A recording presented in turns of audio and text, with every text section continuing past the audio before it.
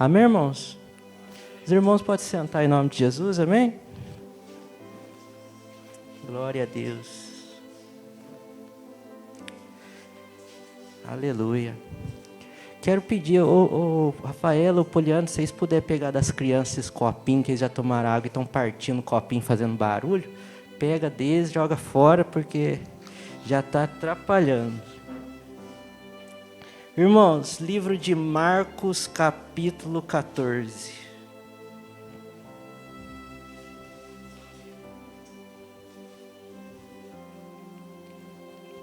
Glória a Deus, aleluia.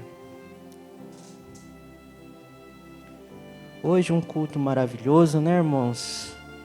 Estamos aqui hoje cultuando ao Senhor, lembrando do sacrifício do nosso Jesus por nós, né?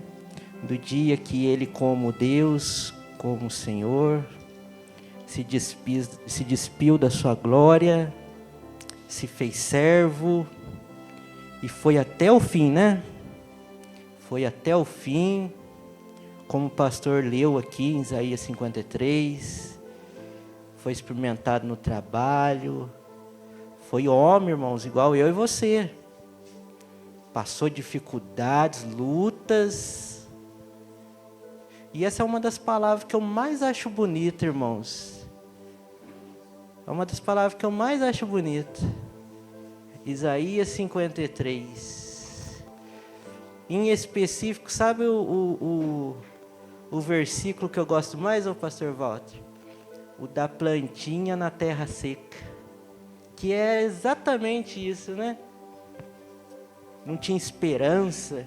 Em outras passagens na Bíblia, vai dizer que é aquele brilho, né, no meio da escuridão. Estava tudo trevas. Aí surgiu uma luz e deu esperança. Jesus. Mas vamos ler aqui em Marcos, capítulo 14, versículo 32. Jesus lá no Monte das Oliveiras, né? No jardim do Getsemane.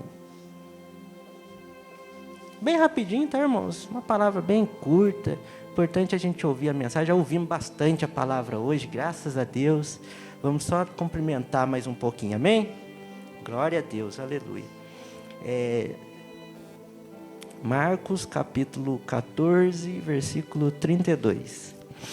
E foram a um lugar chamado Getsemane, e disse aos seus discípulos: assentai-vos aqui enquanto eu oro. E tomou consigo a Pedro e a Tiago e a João, e começou a ter pavor e a angustiar-se, e disse-lhes: a minha alma está profundamente triste até a morte. Ficai aqui e vigiai. Nós vamos falar um pouquinho sobre vigiar, tá, irmãos? Versículo 35. E tendo ido um pouco mais adiante, prostrou-se em terra e orou para que, se possível, passasse dele aquela hora.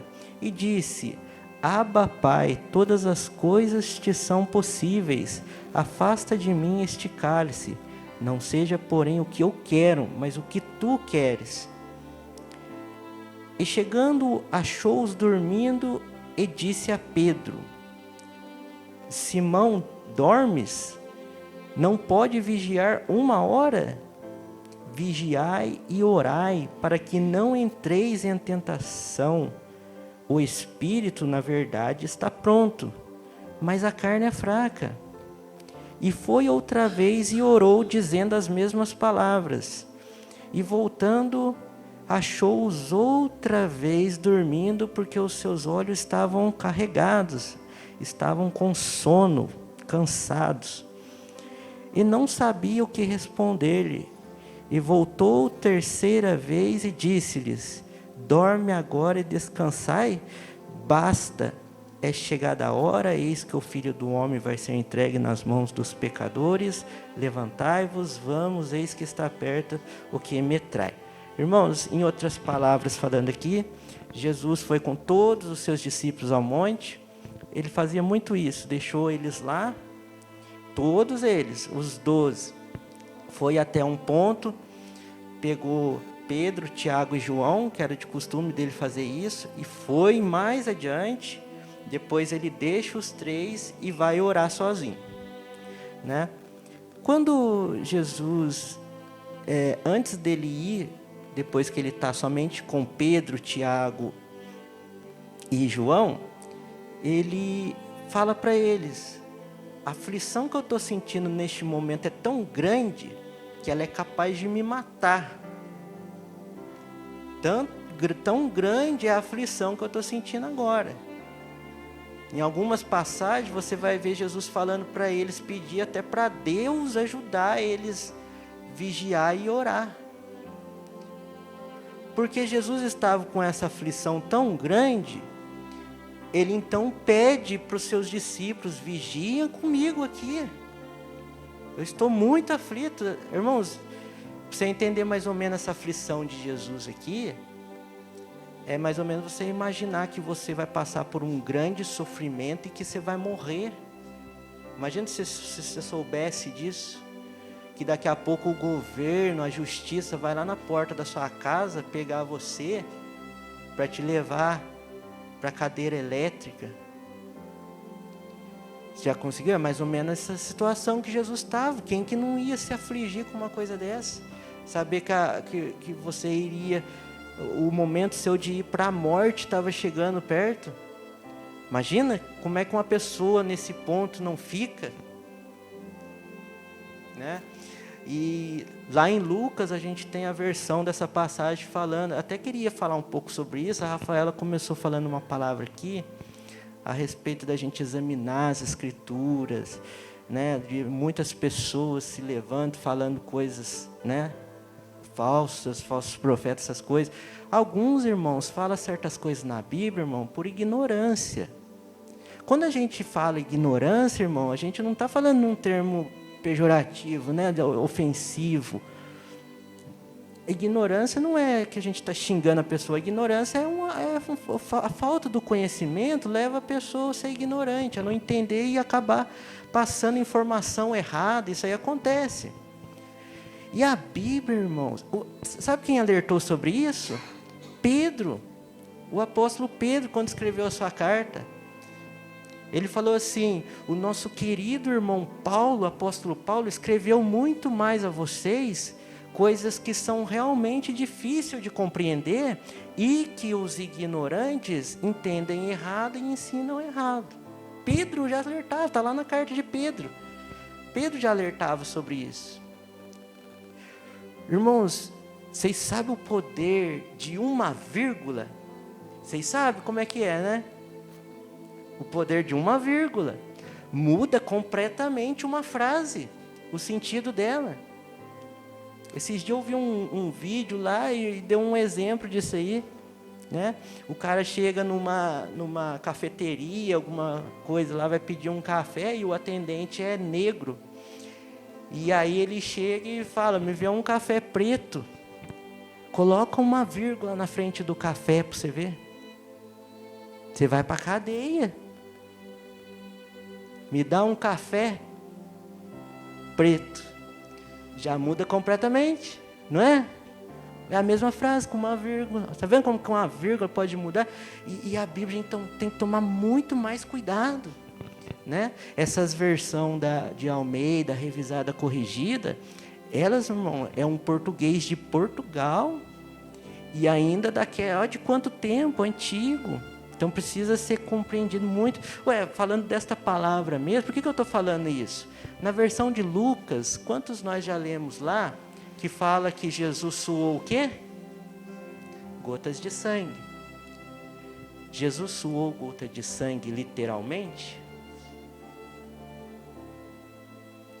Vocês sabiam disso, irmãos? Jesus não suou gota de sangue. Mas a Bíblia fala, que lá em Lucas fala. Lucas 22, versículo 44. Lá diz: e a aflição que Jesus estava sentindo é tão grande que o seu suor tornou-se gotas de sangue. Lá fala assim, não fala? Por que você está falando que não? Quem que escreveu? Lucas era o que, irmãos? Ele era um médico. Vocês sabem que uma pessoa que é médico, que estuda muito, são muito técnicos, meticulosos, não são? Que é uma prova disso nesse mesmo capítulo. Os 3 evangelhos que falam dessa passagem, Mateus, Marcos e Lucas, somente Lucas mede a distância que Jesus deixa os discípulos para ir até certo ponto. Nem Mateus, nem Marcos, ele mede a distância, literalmente. Na versão de Lucas você tem lá, e Jesus afastando-se a um tiro de pedra, que seria mais ou menos 30 metros. Ou seja, Lucas ele era muito meticuloso. Você acha que se não tivesse suado de verdade sangue, ele seria muito mais preciso em falar sobre isso? Sabe o que ele está querendo dizer quando ele fala que Jesus, o seu suor tornou-se como grandes gotas de sangue? Sabe o que ele estava querendo dizer? Ele estava querendo, de uma forma metafórica, dizer quão grande era o sofrimento que Jesus estava sentindo naquele momento. E isso, irmãos, lá vai dizer tornou-se em gotas de sangue. Quando você pega o texto no original, em grego, nós sabemos que o Novo Testamento foi escrito em grego, uma palavra antes do tornou-se, pastor Walter, eles não colocaram lá. Sabe qual? Como. Eles não puseram. Na versão em grego está assim, tornou-se como gotas de sangue. Como. Como é uma palavra usada para o quê? Exemplificar algo, não é? É a mesma coisa que um bicho picar meu braço e falar assim, nossa, está ardendo como fogo. Queimei o braço com fogo? Não. Como? Como? Agora, é simples você entender. Se Jesus tivesse suado sangue, era para, no mínimo, as roupas dele, então, ter sujado, manchado. Ou seja, seria um acontecimento bem notório, vocês não acham? Não é? Suar sangue. Vocês acham que ia passar batido no livro de Mateus e Marcos uma coisa dessa? Faz sentido ou não faz?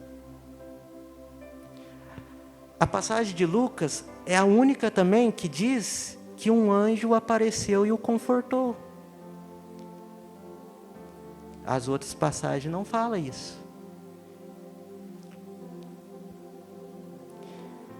Está entendendo, irmão, como que é importante a gente prestar bastante às palavras? Primeiro de tudo, pedir para o Espírito Santo nos conduzir. Isso é importante, irmãos.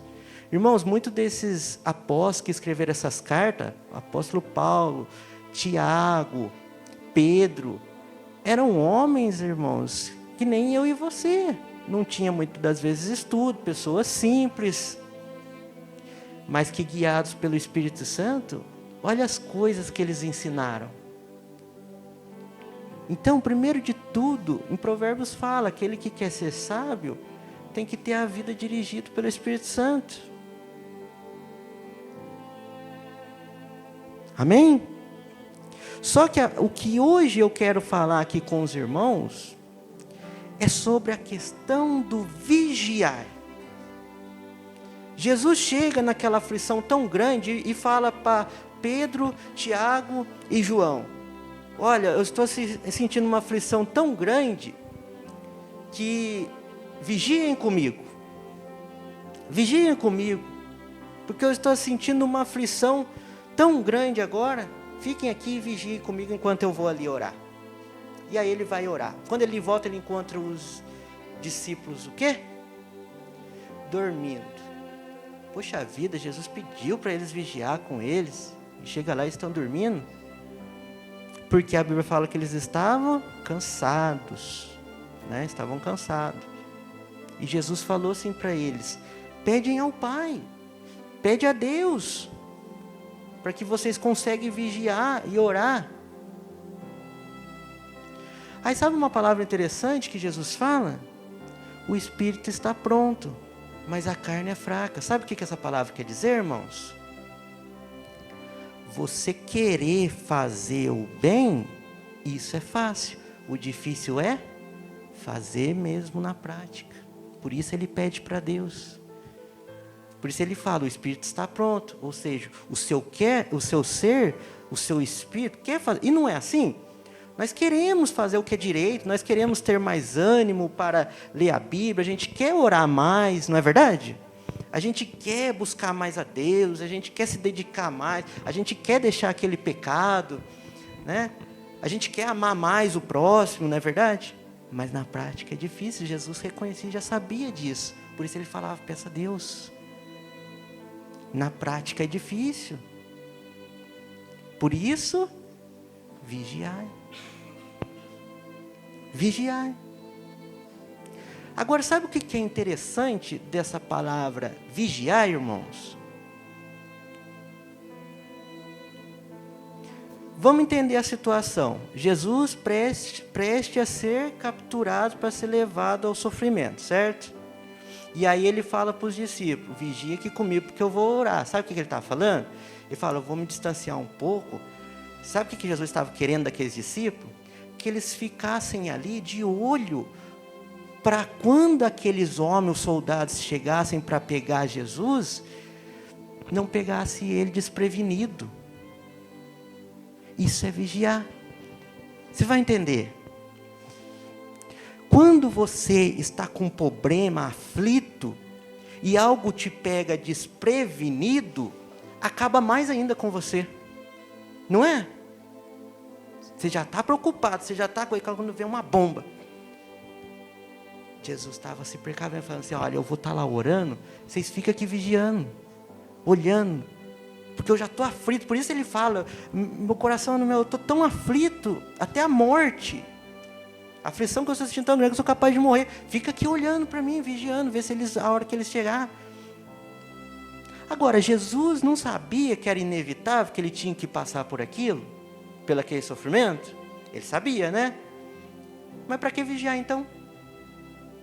Justamente para isso, para não ser pego desprevenido.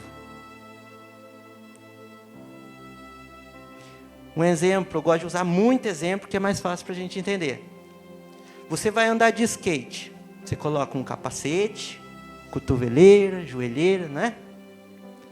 Por que você pôs o capacete, cotoveleira, joelheira, você não vai cair do skate? Ah, não, agora eu estou com o capacete, com os equipamentos de segurança, eu não vou cair do skate. Não, você vai cair. Qual que é a diferença? Vai estar precavido. Não vai acabar com você aquele tombo. Esse que foi andar de skate, ele fez o quê? Vigiou. Isso é vigiar. Imagina um outro exemplo agora. Tem ali um quartel com umas torres de vigia. Estão ali vigiando. Porque o inimigo pode chegar e atacar. Aí eles veem o inimigo vindo, o que eles fazem? Alerta, avisa, né? Os vigias que estão lá na torre vigiando. Aí fala, olha, está vindo o inimigo. E os inimigos estão vindo mesmo, pontou lá, começaram a vir para cima. Aí os vigia, alerta. Aí porque o vigia alertou, o ataque vai deixar de vir? Vai vir do mesmo jeito, não vai? Mas qual a diferença? Agora eles lá dentro estão preparados para receber aquele ataque. Entendeu? Vigiar não significa que o pecado não vai vir. Não significa que a falha não vai acontecer. Mas você vai estar preparado. Né? A palavra vigiar seria o mesmo que um colete. Né?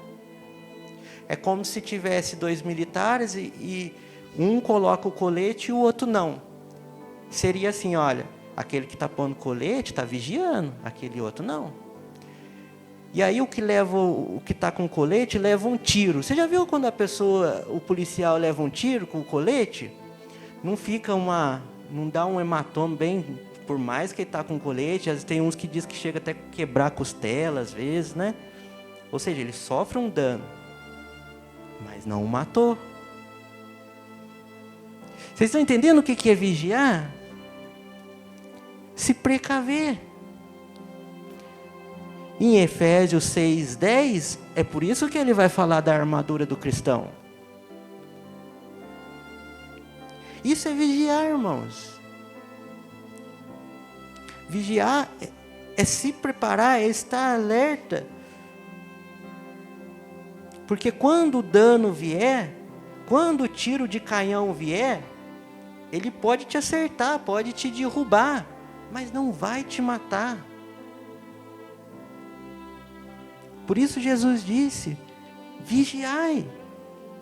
Jesus está falando, eu sei que vocês querem fazer o que é certo.